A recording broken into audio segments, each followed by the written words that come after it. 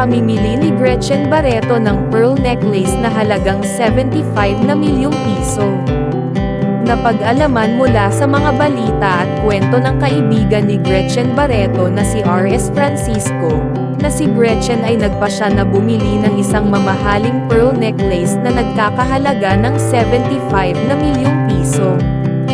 Ang insidenteng ito ay naganap habang sila ay nasa isang biyahe, at ang kwento ay patuloy na nagpapalabas ng interes mula sa publiko. Ayon kay R.S. Francisco, nang nakita ni Gretchen ang naturang alahas, agad itong naakit at napagdesisyonan niyang bilhin ito. Nang tanungin ni R.S. kung magkano ang halaga, nabigla siya sa sagot ni Gretchen na ito ay nagkakahalaga ng $1.5 million.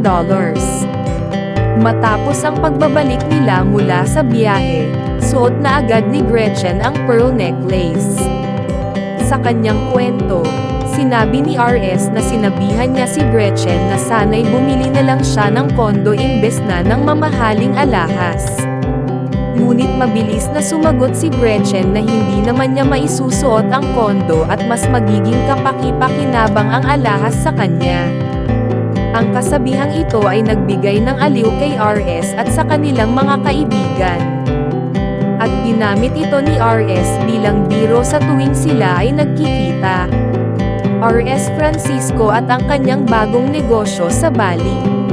Samantala, si R.S. Francisco, na isang kilalang aktor at negosyante, ay nagdesisyon na magbukas ng isang malaking club sa Bali, Indonesia. Ayon sa kanya, ang bagong proyekto ay magiging isang mega dome na may kasama pang sports bar.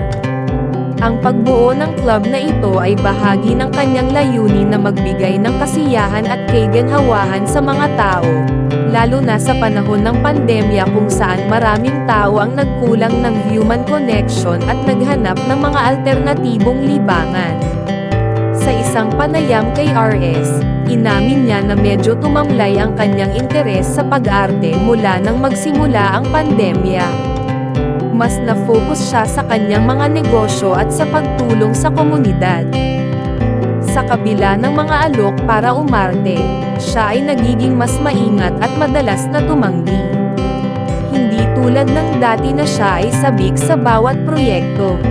Ayon kay R.S., ang kanyang pananaw ay nagbago at mas pinahalagahan niya ang pakikipag-ugnayan sa tao at ang kanyang mga negosyo.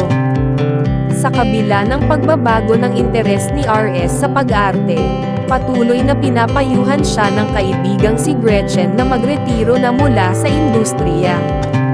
Noong 2018 at 2017 pa lamang, hinihikayat na ni Gretchen si R.S. na huwag nang gumawa ng pelikula o teatro at magpahinga na lamang. Ngunit bago ang pandemya, buo ang loob ni R.S. na magpatuloy sa pag-arte dahil ito ang nagbibigay ng kaligayahan sa kanya. Ang pandemya ay nagdulot ng malaking pagbabago hindi lamang sa kanilang mga karera kundi pati na rin sa kanilang personal na buhay at mga prayoridad. Si R.S., na dati puno ng sigla sa pag-arte, ay naging mas nakatuon sa pagbibigay ng kasiyahan at serbisyo sa kanyang komunidad at sa kanyang mga negosyo. Sa pangkalahatan, ang mga karanasan ni Gretchen Barreto at R.S. Francisco ay nagbigay ng isang malinaw na pagtingin sa kanilang mga personal na pagpili at pagbabago ng landas sa buhay.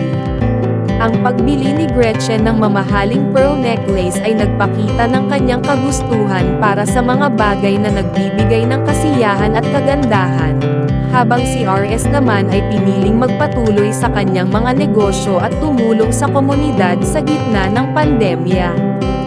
Ang mga kwentong ito ay patunay na sa kabila ng mga pagbabago at pagsubok, mahalaga ang pagtuklas at pagtanggap ng mga bagong layunin at landas sa buhay.